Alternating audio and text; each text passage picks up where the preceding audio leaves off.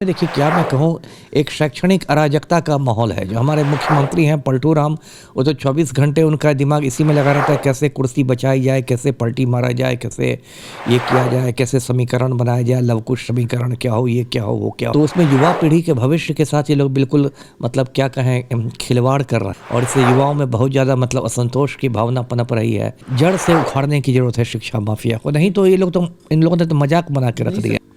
पटना से इस वक्त की बड़ी खबर आ रही है। सिपाही भर्ती परीक्षा को केंद्रीय चयन पर्षद ने रद्द कर दिया है। आपको बता दें कि 1 अक्टूबर को 2 पालियों में विभिन्न परीक्षा केंद्रों पर सिपाही भर्ती परीक्षा हुई थी और लगातार इस पूरे घटनाक्रम को लेकर जो पूर्व आईपीएस अमिताभ दास थे, लगातार ये मांग कर रहे थे कि सिपाही भर्ती परीक्षा का प्रश्न पत्र लीक हुआ है। आखिरकार वही देखने को मिला और केंद्रीय चयन पर्षद ने सिपाही भर्ती परीक्षा को रद्द कर दिया और अगली जो परीक्षा होगी उसे भी स्थगित कर दिया है। तमाम मुद्दों पे बात करने के लिए हमारे साथ पूर्व आईपीएस अमिताभ दास जी हैं। सर, जिस प्रकार से सिपाही भर्ती परीक्षा 1 तारीख को हुई थी, कल से ही आप लगातार मीडिया में ये आवाज़ उठाने का काम कर रहे थे कि सिपाही भर्ती परीक्षा जो है उसे रद्द किया जाए, प्रश्न पत्र लीक हुआ है। आखिरकार वही हुआ कि केंद्रीय चयन पर्षद ने परीक्षा को रद्द कर दिया।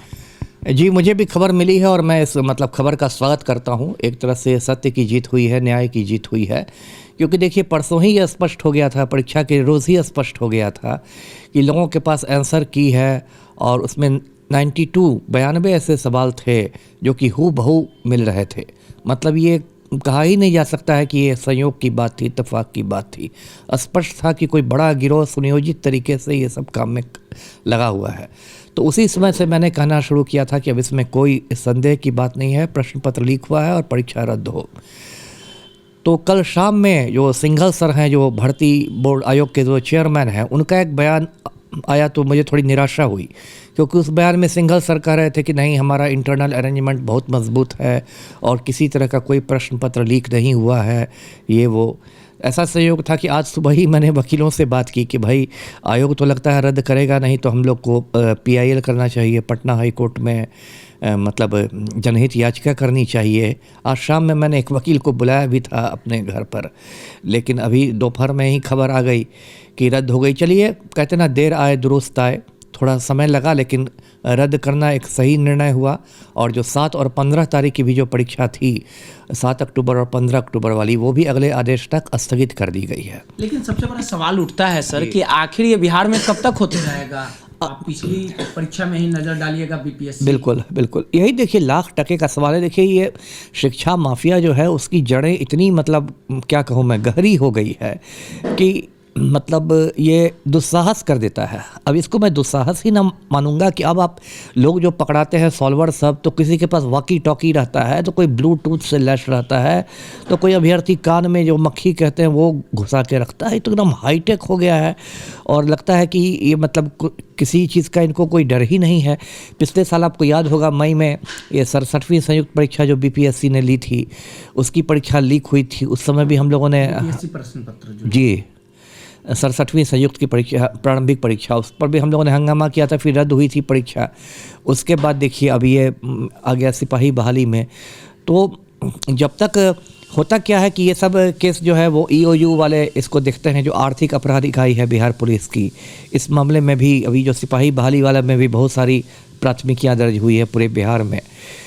लेकिन होता क्या है कि ये लोग छोटे छोटे मतलब इसको पकड़ते हैं, अपराधियों को, जो टुटपुजी अपराधी रहते हैं, छोटे छोटे अपराधी पकड़ते हैं। जो बड़े बड़े सफ़ेद पोश लोग हैं, जो मतलब मास्टरमाइंड होते हैं इस पूरे मतलब षड्यंत्र के, और तो उन सफ़ेद पोश लोगों पर हाथ नहीं डालती है पुलिस सामान्यतया, क्योंकि वो लोग बहुत, उनका राजनीतिक रसूख रहता है, सत्ता के गलियारे में उनकी पैठ रहती है, बहुत मतलब प्रभावशाली लोग रहते हैं।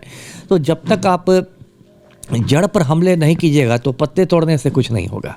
अब क्या होता है कि पुलिस जो है वो शिक्षा माफिया के पत्ते तोड़ रही है, लेकिन जड़ तो पहले ही की तरह मजबूत है। तो इसलिए अभी फिर मैं कहता हूँ, ये सिपाही बहाली की परीक्षा अब जब भी हो, 1 महीना बाद, 2 महीने बाद, उसके पहले एकदम इन लोगों के पीछे पड़ के जो भी मास्टरमाइंड है, जो भी गिरोह का सरगना है, चाहे वो कहीं, क्योंकि ये सब ऐसी भी बात आती है कि सब अंतर्राज्यीय गिरोह रहते हैं, जो बिहार में भी सक्रिय है, झारखंड में भी सक्रिय है, यूपी में भी सक्रिय हैं।